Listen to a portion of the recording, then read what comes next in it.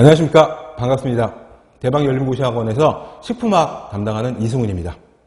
자, 우선 저와 함께 식품학을 공부하기 앞서서 과목의 소개, 어떻게 공부해야 할지, 그 다음에 그 식품학이 들어있는 공무원 과목, 공무원 시험에 대한 설명을 간략하게 오리엔테이션 형식으로 말씀을 드리고 본격적인 진도를 나가도록 하겠습니다. 저와 함께 식품학을 열심히 앞으로 공부해 나가실 건데요. 이 식품학은 식품위생지 9급이죠. 식품위생지 과목에 들어있고, 그 다음에 7급인 보건연구사의 선택 과목으로 들어있는 것으로 되어 있어요. 그래서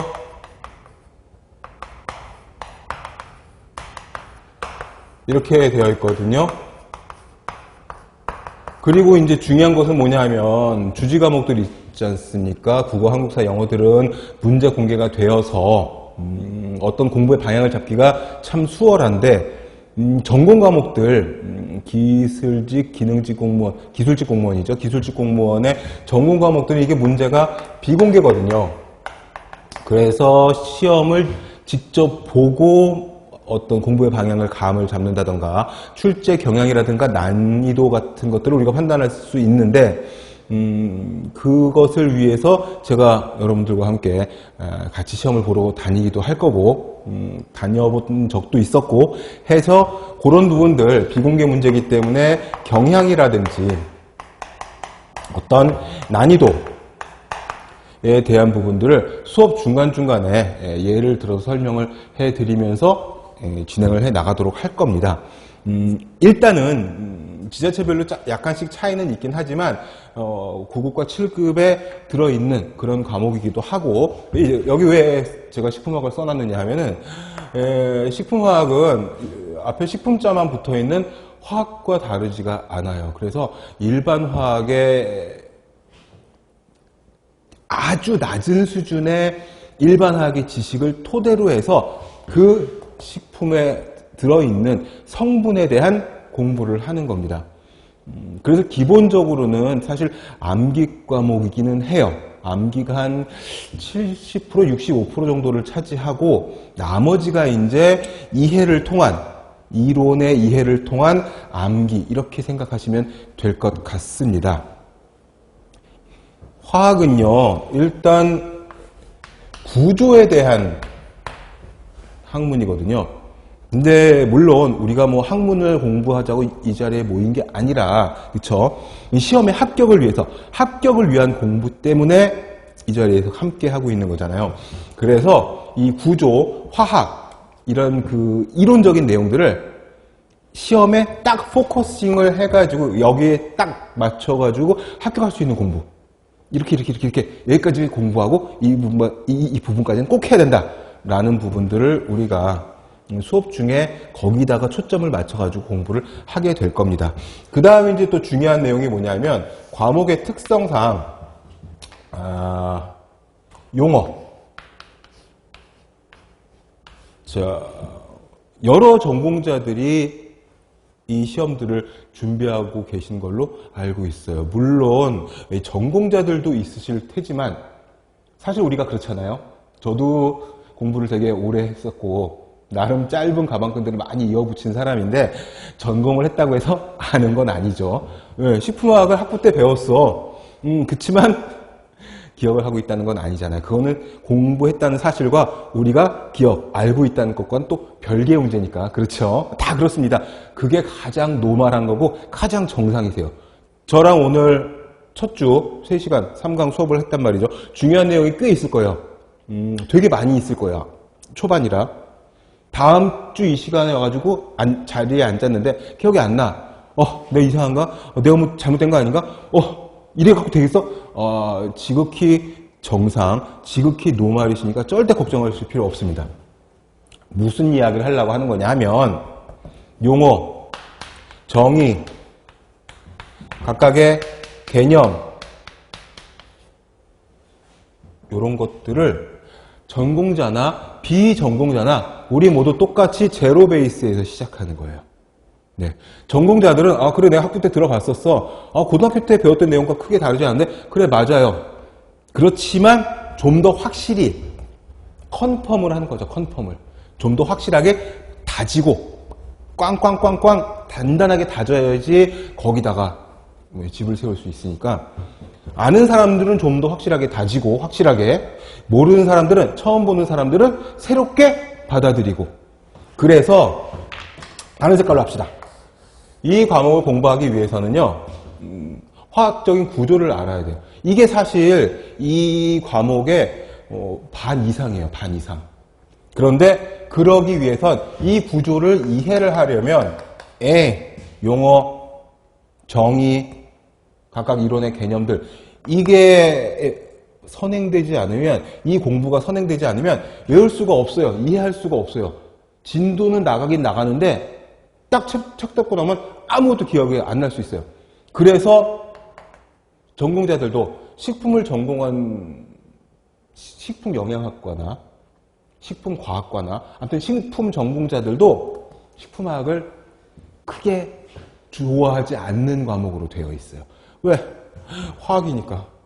화학을 처음에 첫 단추를 잘못 끼신 분들은 화학이 굉장히 어려울 수가 있거든요. 화학은 용어의 정의를 가지고 그 토대 위에서 공부해 나가는 모든 과목들이 비슷하긴 해요. 그렇죠. 수학을 하려면 일단 구구단을 외워야지 거기서부터 시작을 하는 거고 영어 공부를 하려면 알파벳부터 알아야 시작을 하는 것처럼 얘네들도 약속이 있어요. 약속. 화학 구조는 이런 식으로 돌아간다. 화학 반응이라는 건 꼭 이런 규칙 안에서만 이루어진다. 그 용어와 정의와 그래요. 약속. 규칙이죠. 이거를 숙지하면 그때부터는 속도가 붙어요. 그래서 제로 베이스에서 시작하는 거예요. 고등학교 때 내가 화학을 좀 했어. 나는 식품 전공자는 식품화학을 학부 때 배웠어. 뭐 다 필요 없습니다.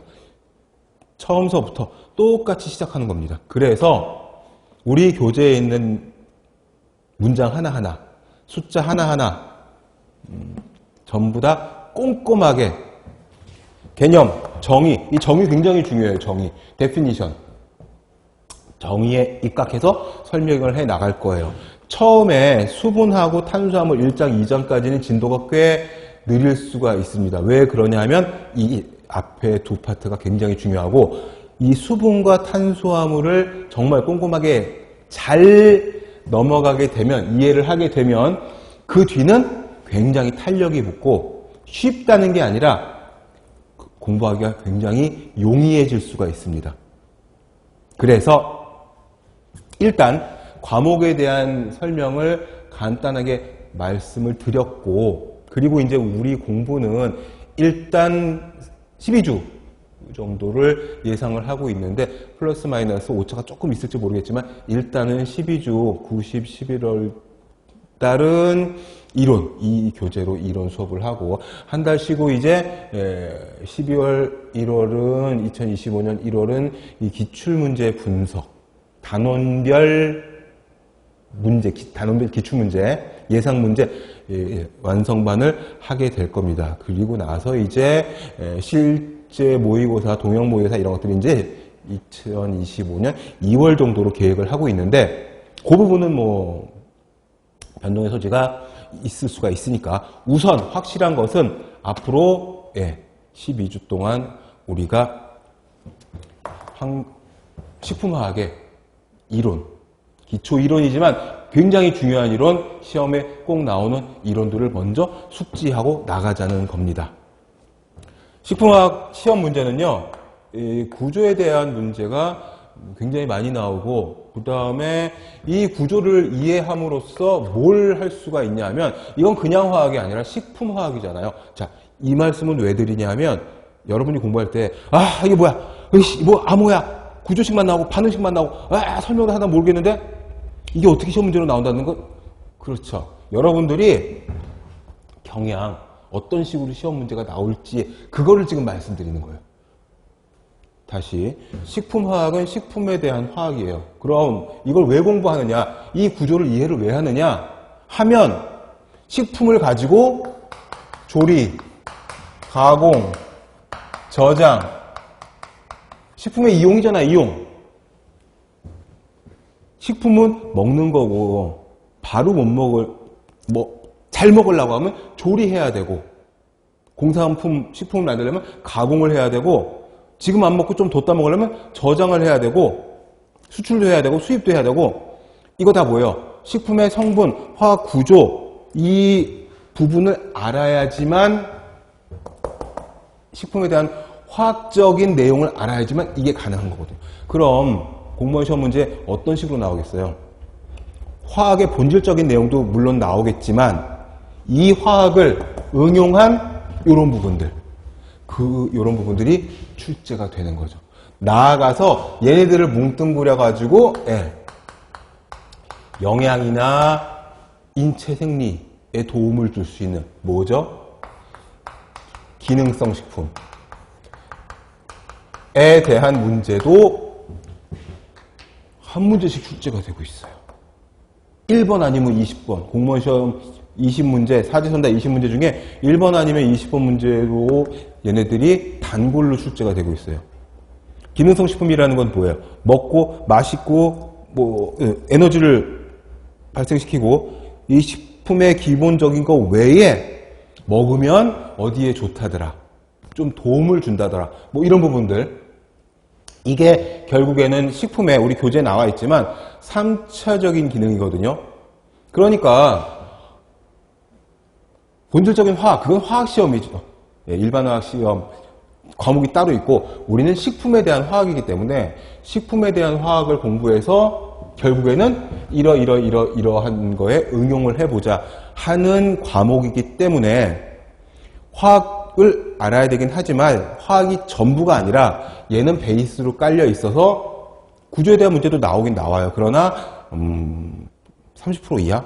25%, 20% 이 정도고 식품화학을 응용한 구조를 이해하는 데 도움이 되는 얘네들을 이해해서 이런 부분들을 시험 문제에 낸다라는 거죠. 그러면 어떤 식으로 공부를 해야 될지 알 수가 있을 거예요. 예를 들어서 식품의 변색이다. 그러면 화학적인 내용을 머릿속에 가지고 있어야 돼요. 효소가 변색을 시킬 수도 있고 열이 변색을 시킬 수도 있고 공기가 변색을 시킬 수도 있어요. 그런데 그 변색되는 게 식품에 나쁜 영향을 미치는 거냐, 좋은 영향을 미치는 거냐, 우리가 의도적으로 그렇게 만드는 거냐 라는 거에 대한 질문이 시험 문제로 나올 수 있다는 거죠. 그래서 어떤 방향으로 공부를 하면 좋겠느냐 하나하나씩. 자, 우선 4페이지에 목차, 차례죠, 차례. 저는 좀 옛날 사람이라 자꾸 목차가 떠오르는데 차례 있죠, 차례. 차례나 목차나. 차례를 보시면 1장부터 7페이지, 8페이지까지 16장까지 분류가 되어 있어요. 자, 공무원 시험이 20문항이거든요. 20문항 중에 1장, 2장 수분과 탄수화물에서 있잖아요. 20문항 중에서 1장, 2장에서 출제되는 게 1장 수분에서는 무조건 한 문제 아니면 두 문제가 출제가 되고요. 무조건입니다. 한 문제는 출제가 무조건 되고 2장 탄수화물에서 보통 많으면 3문제, 4문제 정도까지도 출제가 돼요. 그러니까 여기서 한 4, 5문제 정도가 해결이 되고 그 다음에 2장, 3장 탄수화물과 지질 당연히 이렇게 쓰지 말고 이렇게 쓸게요.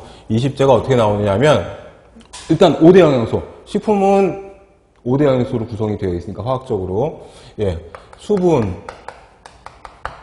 얘는 5대 영양소에 들어가지 않고 같이 합쳐 6대 영양소에 넣긴 하지만 탄수화물, 지방, 단백질, 비타민, 무기질 이렇게 나뉘죠. 그래서 얘네들을 5대 영양소라고 하고 얘네들은 3대 영양소라고 하고 다 붙여가지고 6대 영양소에 넣기도 하고 이게 다예요. 그게 어디까지 내용이냐? 6장까지 내용이고 순서대로 그 다음에 효소, 색깔, 갈변, 맛 이런 식으로 나가는데 일단 여기서 거의 한 10문제 정도가 출제된다고 보시면 돼요. 여기서는 한 문제에서 두 문제 무조건 출제가 될 거고, 비타민하고 무기질도 마찬가지로 한 문제 정도씩은 각 한 문제 정도 출제가 돼요. 그런 다음에 효소에서 하나 넘겨보시면 색깔과 갈변을 하나로 묶어가지고 색과 갈변 하얀 걸로 색, 갈변 여기서 한 문제에서 두 문제 정도 출제가 될 거예요. 이런 식으로 나가고요. 그리고 나서 이제 냄새, 유독성분. 유독성분의 표시를 좀 해두세요. 유독성분 경우에는 아시죠? 우리가 뭐는 뭐 이렇게 구구단처럼 외우던 거. 감자, 솔라닌, 보고, 테트로도톡신 뭐 이런 것들. 그런 것들처럼 아주 쉬운 난이도가 아주 낮은 문제로 나올 수도 있지만 이 유독성분이 인체에 미치는 영향 어렵게 나오면 이런 식으로도 나올 수가 있어요. 너무 첫 시간 오리엔테이션부터 막 부담을 드리는 것 같긴 한데 자 20제가 무조건 다 난이도가 상 어려운 문제들만 나오는 것이 아니고 일반적으로 4문제 내외로는 아주 쉬운 문제가 나오고요. 그 다음에 꼭 외워야 할 것 중요한 거 이런 것들이 보통 한 7에서 8문제 뭐 이 정도 출제가 되고 나머지 것들에서 이제 변별력을 주기 위한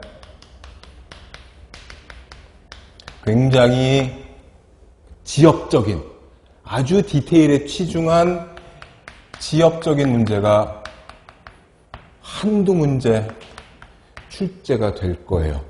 여기서 이제 판가름이 나는 거죠.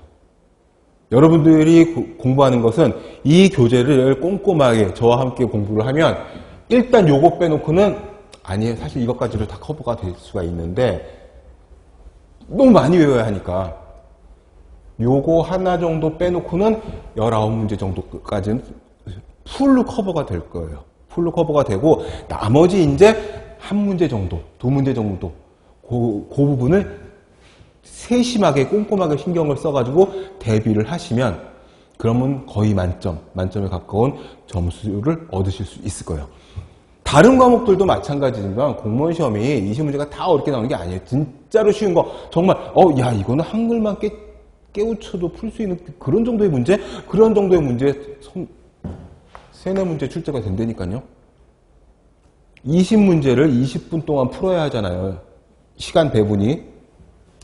한 문제 풀고 마킹하는 시간까지 하면은 1분이 채 안 된다고 계산이 돼요. 그런데 그래도 60분 3과목 또는 100분 5과목 이런 시험 보다 보면 마지막에 1-20분 정도는 다들 검사하고 마킹 끝내고서는 쉬는 시간을 갖게 돼요. 그게 이제 이런 문제에서 시간을 벌게 되는 거죠. 그러니까 너무 긴장하거나 겁먹지 마시고 일단 말씀드린 것처럼 요 5대 영양소, 수분까지 6대 영양소 이게 이제 메이저예요. 메이저. 여기에서 이제 11, 12, 13, 14, 14문제면은 굉장히 거의 뭐 한 60% 이상을 차지하는 거죠. 이 다음에 이제 색깔, 갈변, 냄새, 그 다음에 유독성분 이거는 쉽게 나올 수도 있고 조금 꽈서 나올 수도 있고 조금 꽈서 자 감자는 솔라닌 다음 연결이 잘못된 것을 고르시오.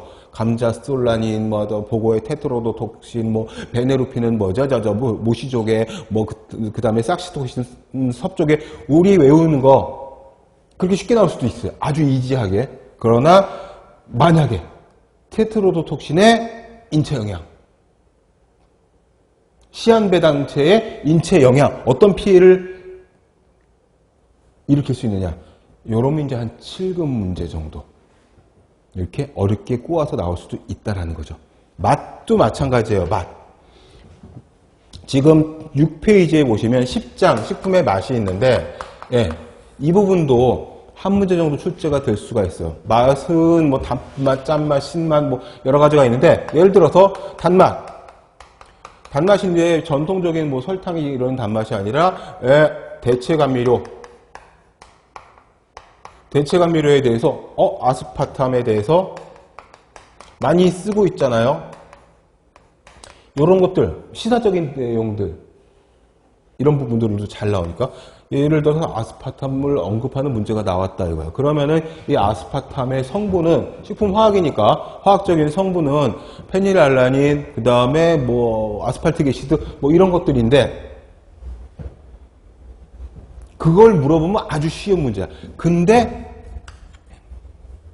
PKU라고 하는 페닐케톤 우레아라고 하는 질병을 갖고 이게 유전병이거든요. 태어나면서 얻을 수 있는 이 환자가 대체 감염료인 이게 이제 예를 들어서 제로 칼로리 콜라라든지 각종 청량음료, 막걸리에도 들어가고요. 또는 당뇨 환자의 저칼로리 감미료로 개발이 됐는데 PKU 환자가 먹을 수 있겠느냐 없겠느냐 뭐 이런 것들 여기까지 나오면은 단맛의 아스파탐의 성분은 뭐냐? 아스팔틱 애시드하고 페닐알라닌이다. 거기까지 나오면 단순한 문제, 여기까지 나오면 조금 응용시킨 꼬아서 내는 문제. 그리고 문제의 문장 자체가 되게 길게 나오는 그런 문제들이 또 최근에 많아요. 그래서 문항이 한 2줄, 3줄 되고 보기, 선택지 4개가 한 줄 이상씩만 가는 그런 두꺼운 문제들이 있어요. 그 두꺼운 문제들 앞단은 맞는데 뒷단은 틀린 것들. 그래서 문해력이 굉장히 중요하게 문장의 이해력 이런 것들이 굉장히 중요한 그런 추세로 가고 있다 말씀을 드리면 그러면 일단은 어떤 챕터에서 어떤 식으로 출제가 될지 좀 말씀을 드렸고 마지막에 8페이지 16장에 보시면은 건강기능식품에 대한 내용들이 나오죠. 이게 한 문제 정도 출제가 된다고 말씀을 드렸습니다. 그래서 기능성 식품 소재들 요즘에는 학교에서도 기능성 식품학 이런 것들을 가르치긴 하는데 하도 많은 종류들이 나와 있으니까 이 기능성 식품은 유행을 타기도 하고요. 한 20-30년, 30-40년, 최근 30-40년 안에 나와 있는 소재들이 굉장히 많이 있어요. 그래서 그런 부분들도 조금 알고 그리고 우리가 공부를 대비를 좀 해놔야 되겠다라는 그런 말씀을 드리고 그리고 이제 용어부터 여기 지워졌지만 용어 여러 가지 화학 용어들이 많이 나와요. 뭐 융점이라든지 용융, 융해, 뭐 비점, 그 다음에 뭐 있지 뭐 아무튼 이 일반 화학 그 과학 관련 용어들이 많이 나오는데 하나씩 설명을 해드리면서 넘어갈 겁니다. 그리고 이제 그 공부는 제가 수업 중에 뭐 되게 활기차게 재미나게 설명을 알아듣기, 이해하기 쉽게 설명을 해드리기도 하기는 하겠지만 방향 제시, 자료 제시, 설명, 예를 들어서 설명해드리고 이런 것들은 제가 하는 것들인데 어차피 얘네들을 숙지해서 어려운 게 됐건 쉬운 게 됐건 간에 이해하고 암기하는 것들, 반복하는 것들은 여러분이 할 몫이기 때문에 반복해야 돼요.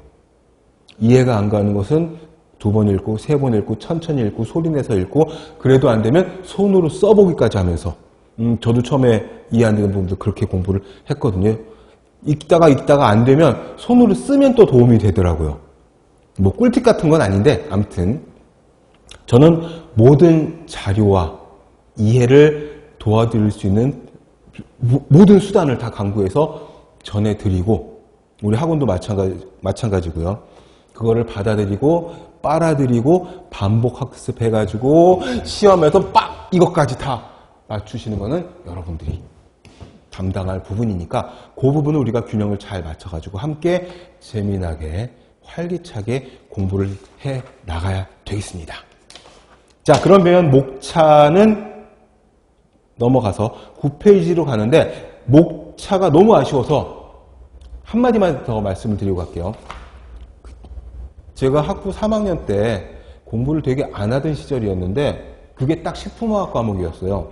외국에서 공부하고 오신 교수님이셨는데 되게 그분도 덩치도 있으시고 되게 활기찬 분이셨는데 이 양반 중간고사에 시험 문제가 뭐였냐면 식품화학 그때 당시 대학 교재에 목차를 외워서 쓰는 게 중간고사 시험이었어요.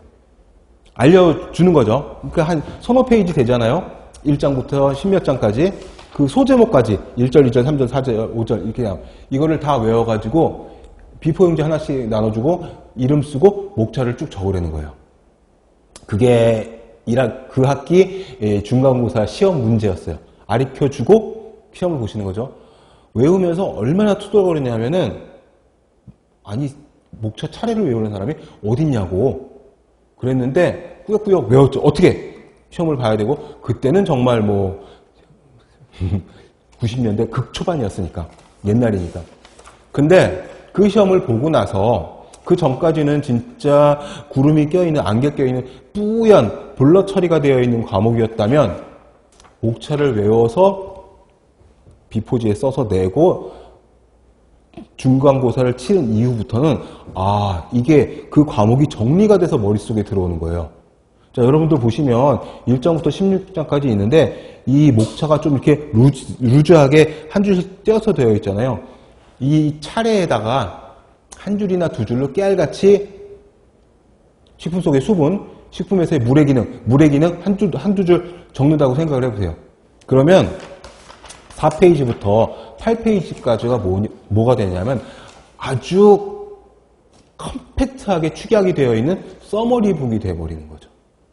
그리고 머릿속에 이 과목이 처음부터 끝까지 쫙 정리가 다다다다다닥 아주 정교하게 머릿속에 정리가 되네. 그래서 차례를 보시고 차례에 어떤 것들이 속하는지 큰 제목, 그 다음에 그 밑에 소제목들 여기를 중점적으로 봐두시면은 머릿속에 이 화학도 어색하고 식품학은 좀 더 어색하고 나는 심지어 전공자도 아니겠어가지고 잘 모르겠는데 목차를 뚫어지게 보시면서 여러 번 반복해서 보시고 소제목들이 큰 챕터 어디에 속하는지 이런 것들을 잘 보시면 출제가 이렇게 되겠구나 하는 감이 처음은 아니지만 여러 번 보다 보면 되실 겁니다. 공부 머리로 하는 것은 아니라고 믿습니다. 저는 공부는 반복이에요. 반복. 그래서 합격 수기 보시면 뭐 3회독 했다, 5회독 했다 뭐 이런 분들 나오잖아요. 아니에요. 10번, 20번 그렇게 읽으신 분들도 있을 거예요. 반복 학습 굉장히 중요하니까 머리 믿지 마시고 머리는 내려놓으시고 나는 반복해서 이해를 하겠다. 과목에 대한 이해를 하겠다. 자, 9페이지로 가겠습니다. 9페이지. 서론이에요. 서론. 머리말 같은 건데 식품화학에 대한 개요가 나와 있어요. 9페이지 보시면은 일단 제가 그랬잖아요. 정의 지워졌지만 정의하고 개념 이거 되게 중요하다고. 첫 줄이 뭐겠어요? 법으로 정해놓은 식품의 정의예요. 모든 전공서적의 모든 챕터의 첫 줄은 그 챕터의 키워드가 되는 단어의 정의입니다. 지방 챕터 보시면 첫 줄이 딱 그렇게 돼요. 지방은 물에는 녹지 않고 유기용에 녹는 물질이다. 그게 지방의 정의거든요. 그런 식으로 나가요. 뭐예요? 모든 음식물 의약으로 섭취하는 것을 제외한다. 라고 규정하고 있다. 식품위생법으로 법으로 정해놓은 거예요. 법으로. 두 번째 줄은 영양소를 함유하고 유해한 물질을 함유하지 않은 천연물 또는 가공품. 그러면 이제 우리 입으로 들어가는 것들 나쁜 것 빼고 먹어서 영양성분이 되어서 열량을 내거나 저장을 할 수 있는 것들이 다 포함이 되는 거예요. 중요한 부분이 첫 줄에 있어요. 뭐?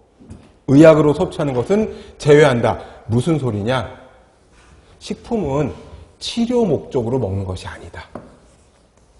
이거 기출문제에 있었어요. 되게 쉬운 것 같죠? 그런데 너무나 당연한 얘기고 되게 쉬운 것 같은데 그게 맞아요. 식품은 치료 목적 이런 거 아니에요. 도움을 줄 수는 있어요. 기능성 식품 같은 것들이. 그러나 이거 한번 드셔봐. 이건 너무 약장사지. 이걸 먹으면 뭐야? 혈당이 떨어져. 떨어지는데 도움을 줄 수도 있음. 이렇게 얘기해야 돼요. 근데 이걸 드시면 혈당이 떨어집니다. 이거는 치료가 된다는 뜻이에요. 이거 아니에요. 식품은 치료, 음식동원, 의식동원 이런 한자성어 있지만 아니에요. 식품은 치료 아닙니다. 도움을 줄 수도 있어요. 그러나 혈당을 떨어뜨린다거나 고혈압을 암을 완치시킨다던가 이런 기능을 하는 건 식품이 아닙니다. 너무나 당연한 얘기 같지만 이게 실제로 기출문제에 나왔어요. 보기 중에 그런 보기가 있어서 틀린 걸 고르라는 보기로 나온 거죠. 세 번째 줄 보시면 아까 잠깐 언급했던 1차 기능, 2차 기능, 3차 기능에 대한 내용이 언급이 되어 있어요. 1차적인 거, 가장 우선적인 것은 영양. 그쵸? 생명유지, 에너지를 주는 거. 2차는 뭐냐? 감각. 감각은 이거죠. 관능적인 요소. 관능이라는 건 뭐냐 하면은 인간의 오감으로 느낄 수 있는 그런 텍스처라든지 향기라든지 씹을 때의 느낌이라든지 소리라든지 향이라든지 맛 이런 것들이 다 이 관능적인 요소에 들어가요. 그 다음에 기호성이라고도 하죠. 기호. 그래. 책의 기호성. 3차 기능이 이제 방금 말씀드린 이런 것들. 생체 기능 조절. 요게 이제 기출문제로 자주 나온다라고 말씀드렸으니까 생체 조절 기능 치료가 아니라 도움을 줄 수도 있어. 조절 기능 조절하는데 도움을 줄 수 있어. 왜? 섬유질이 많이 함유된 식사를 하면 당뇨를 낫게 한다거나 고혈압을 완치시키는 건 아니지만 혈당을 떨어뜨리는데 도움을 줄 수 있습니다. 혈압을 떨어뜨리는데 도움을 줄 수 있습니다. 대장암을 완치시키거나 대장암을 치료하지는 못하지만 대장암을 예방하는 데 도움을 줄 수는 있습니다. 그런 게 섬유소의 셀룰로즈의 기능성이에요. 기능성. 이런 부분들 문맥의 의미를 잘 이해를 하셔야 돼요. 또 문해력이 필요한 부분이죠. 더군다나 문항과 선택지가 굉장히 길다면 차근차근히 딱딱 단락 잘라가지고 읽어보면서 하나씩 소고시키는 그런 답을 고르는 요령, 융통성, 스마트한 감각이 좀 필요합니다. 단순암기, 반복, 이해, 거기다가 문해력과 선택의 어떤 요령까지. 말이 나왔으니까 자,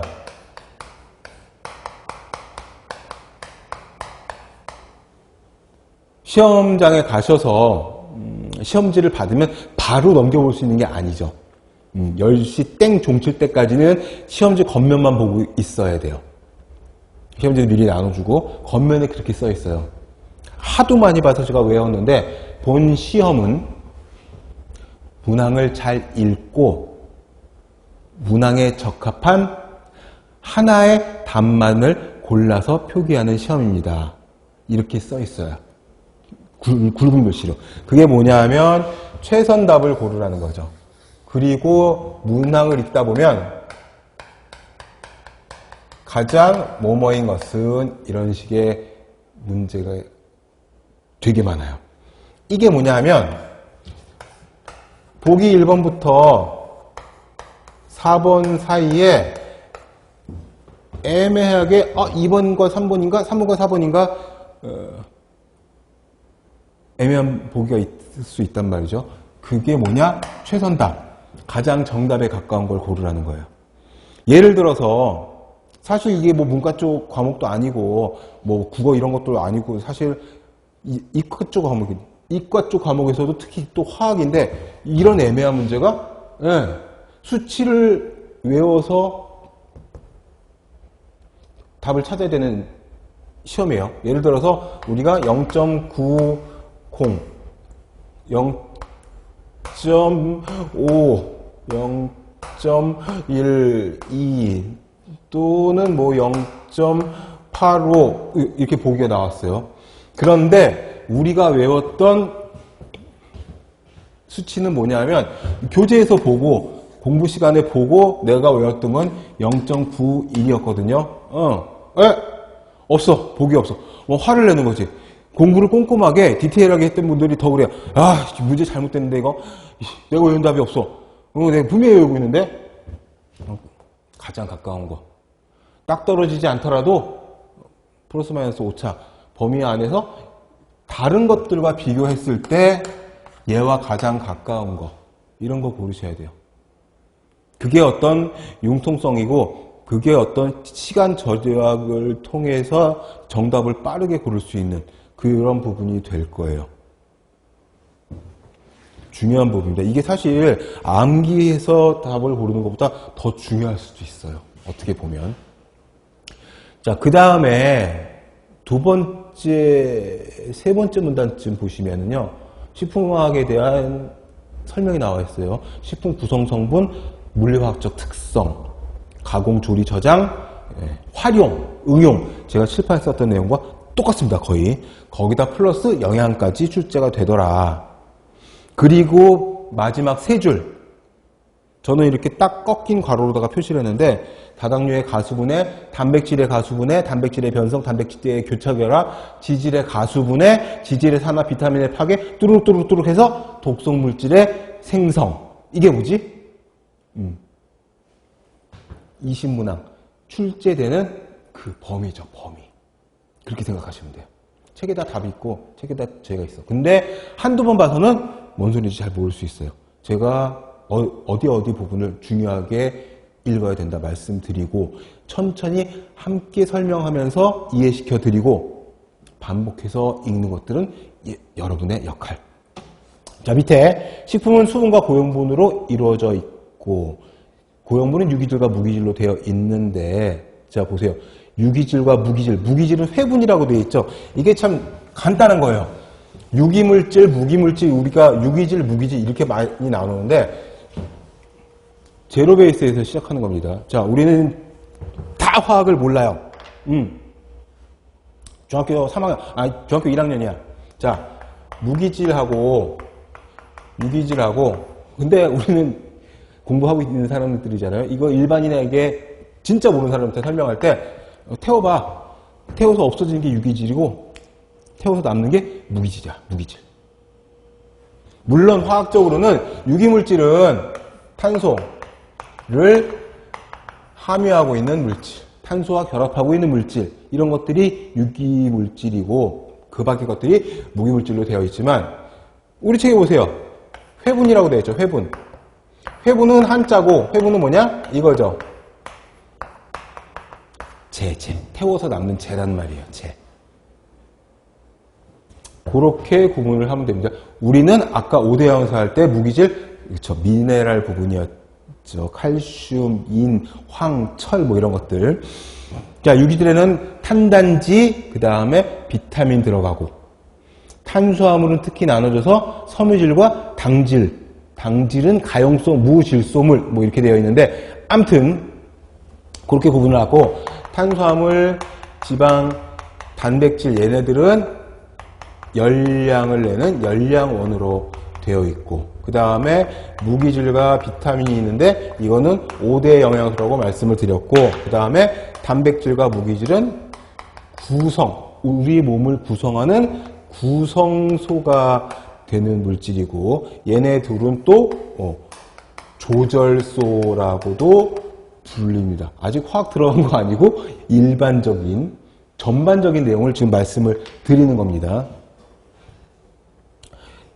질문이 들어온 적이 있었어요. 수분이 있는데 6대 영양소 수분까지 치지 않았느냐. 근데 인체에서 가장 많은 부분을 차지하는 게 수분이라면서요. 60%에서 70%. 연령에 따라서 차이가 좀 있긴 하지만 수분은 많은 구성성분이지만 우리 몸을 구성하는 구성소로는 보지 않아요. 분명하게 수분은 구성소에 들어가지 않고 무기질과 단백질. 단백질은 근육, 힘줄, 머리카락, 피부, 손톱, 발톱. 그 다음에 무기질은 뼈와 치아. 이런 그 스트럭처, 구조를 이루는 게 구성소고, 수분은 우리 몸을 100으로 봤을 때 가장 많은 부분을, 많은 비율을 차지하는 게 그 수분 성분이다. 이렇게 설명을 할 수가 있습니다. 밑에 박스 보시면 공급원에 따라서 식물성, 동물성, 광물성 읽어보시면 되는 거고, 동물성 식품의 수조 육류, 수는 들짐승, 조는 새, 조류. 수조 육류 하면은 전부 다, 그러니까 들짐승, 날짐승 다 합쳐서 부르는 말이고, 조육류 중에 이제 보통 우리가 가금류라고 하는데, 이게 이제 집에서 키우는 날짐승, 닭이라든지 오리라든지 거위라든지 뭐 칠면조 이런 것들을 이야기하는 거다. 용어가 나오면 조금이라도 어색하거나 낯선 용어가 나오면 무조건 다 설명을 하고 넘어가도록 하겠습니다. 그리고 이제 12페이지에 1장 수분 들어가기에 앞서서, 자, 우린 제로 베이스에서 시작하잖아요. 제로 베이스에서 시작하기 때문에 수분 딱 들어가면 13페이지 보세요. 벌써 구조의 모형 뭐 이런 것들 막 나오거든요. 들어가기 전에 이 구조라든지 반응식이라든지 지금 몇 장만 넘겨도 19페이지 20페이지만 가도 그림 나오고 도표 나오고 막 난리가 나거든요. 보기 전에 우리 고등학교 때 또는 저학년 때 또는 중학생 때 배웠었던 기본적인 화학의 개념 몇 가지만 체크를 하고 들어가도록 하겠습니다. 이걸 베이스로 깔아놔야 수분서부터 조금 좀 미리 기름칠을 좀 하는 거죠. 조금 좀 부드럽게 원활하게 진도가 나갈 수 있을 것 같아요. 제일 처음에 나오는 화학의 기본 개념 중에서 여러 가지 용어들이 있는데, 제가 영어를 좋아해서 이렇게 써놓은 것이 아니라 영문으로도 좀 알고 있어야 되는 그런 내용이라서 글씨가 조금 좀 안 보일 수도 있지만, 자료실에 인강 들으시는 분들은 자료실에, 그 다음에 실강 들으시는 분들은 이제 프린트를 나눠 드렸으니까 보시면서 조금 체크하시면 될 것 같습니다. 덴시티는 밀도입니다. 밀도는 이렇게 D로 표기를 하기도 해요. 덴시티의 약자여서. 그래서 얘네들은 부피분의 질량, 이렇게 간단하게. 이것도 좋아서가 아니라 공부를 하다 보니까 간단하게 빨리빨리 쓰려고.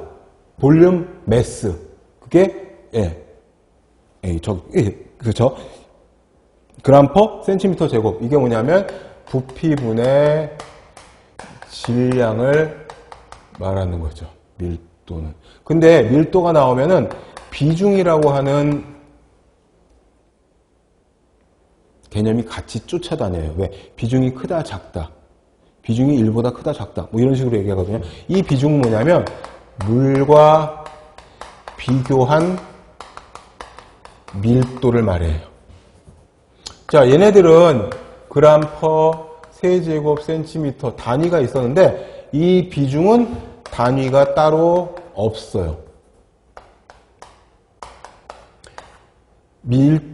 비중은 물의 밀도와 비교해서 크다, 작다. 근데 물은 4도씨의 물의 밀도가 1이거든요. 4도씨 물의 밀도가 1이에요, 1. 그래서 비중은 물과 비교한 밀도이기 때문에 비중이 1보다 크다, 작다. 1보다 크면 물에 가라앉는 거고. 왜? 단위 부피당 질량이 무거운 거니까. 근데 비중이 1보다 작다 그러면 단위 부피당 질량이 가벼운 거니까, 물보다 가벼운 거니까 물에 뜨는 거죠. 그래서 비중을 설명할 때 물에 뜨냐 가라앉냐, 1보다 크다 작냐 라고 설명을 많이 하지만, 비중은 뭐다? 4도씨 물의 밀도와 비교한 밀도다. 밀도는 뭐냐? 부피분의 질량이다. 그래서 똑같은 부피를 가지고 있는 두 가지 물체가 있을 때 둘 중에 무거운 것이, 그렇죠?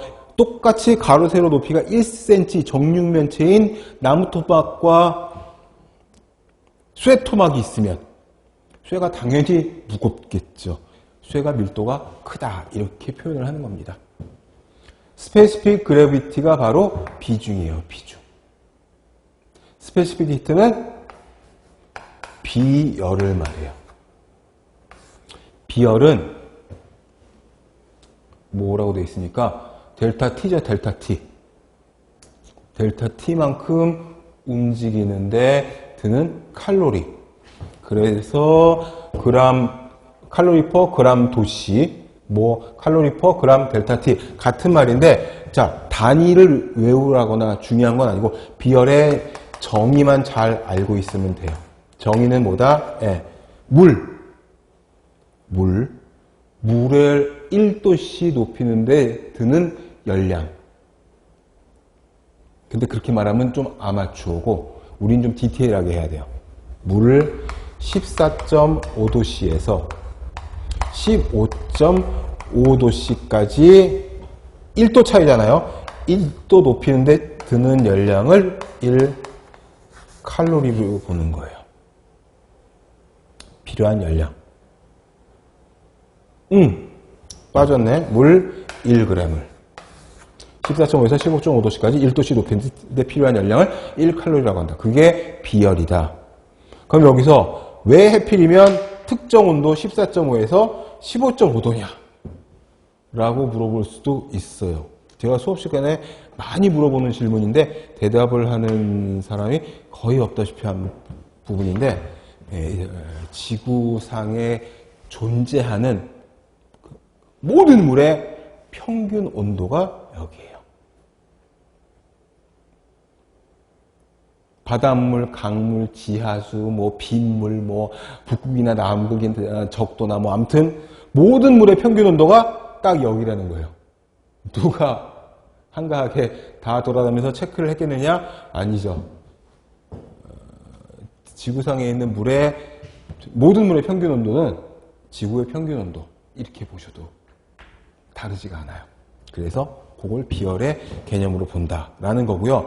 단위는 크게 중요하지 않으니까 무시하셔도 되고 일단은 이 정의 요것만 기억을 해두시면 좋겠습니다. 왜냐하면 이 지금 첫 장이 수분인데 수분은 비열이 크다.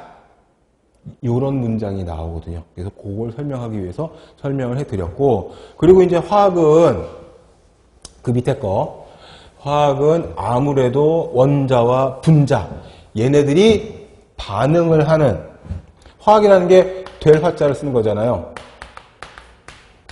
되는 학문이라는 거지. 뭐가 돼? 화학 반응이 돼서 뭔가 새로운 물질이 규칙적인 어떤 물질이 되는 거니까. 자,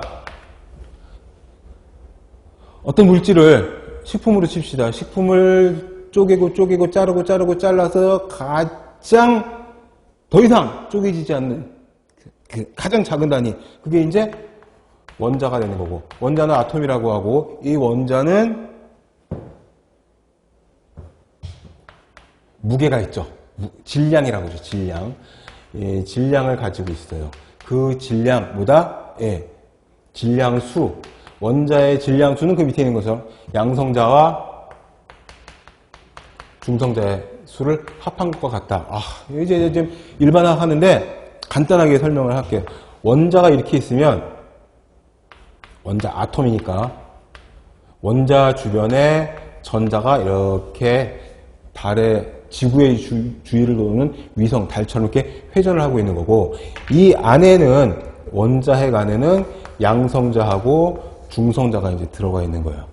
이 원자의 질량은 이 양성자와 중성자, 뉴트론을 합한 무게와 같다라는 거죠. 이 전자는 왜 안 치느냐? 전자는 너무 가벼워서. 전자는 너무 가볍기 때문에 얼마나 가볍냐면 양성자의 무게의 1837분의 1밖에 안 된다는 거예요. 그러니까 안 치는 거죠. 너 너무 가벼워서 거의 깃털, 새털만큼도 안 되니까 얘만 치는 거죠. 그 다음에 원자 번호가 있어요. 원자 번호가 있는데 제가 이 프린트 맨 마지막에 1번부터 20번까지 적어놨는데 다 외우실 필요 없어요. 우리 화학 공부할 적엔 다 외웠잖아요. 근데 식품화학을 위해서는 한 대여섯 개, 한 네다섯 개 정도만 알고 있으면 돼요. 원자 번호가 있어요. 원자 번호가 있는데 이 원자 번호 1번부터 20번까지 이 원자 번호는 뭘 뜻하는 거냐? 거기 저기 나와있어요. 양성자의 수, 전자의 수. 그러니까 원자 번호가 1번이다. 수소잖아요. 양성자 하나, 전자 하나 갖고 있는 물질. 탄소가 사실은 이게 주인공이에요. 탄소가 거의 모든 화학의 지구의 에너지 대사의 식품화학에서도 아무튼 인체 대사에서도 얘가 주인공이다시피 한데 얘가 6번이라는 뜻은 뭐냐면 탄소의 원자핵 안에 양성자가 6개, 중성자가 6개 있다는 뜻입니다. 그리고 탄소의 질량은 뭐다? 6개, 6개씩 있으니까 탄소는 6번이지만 이렇게 해요. 탄소는 6번이지만 질량이 12다. 그래서 이런 식으로 원자번호 1번, 질량수 1번. 원자번호 6번, 질량수 10번. 이렇게 약속을 했어요. 약속과 규칙을 잘 알아야 이해가 빨리 된다. 하고 그 다음에 이제 밑에 있는 원자력부터 잠깐 쉬었다가 들어와서 이어서 가보도록 하겠습니다.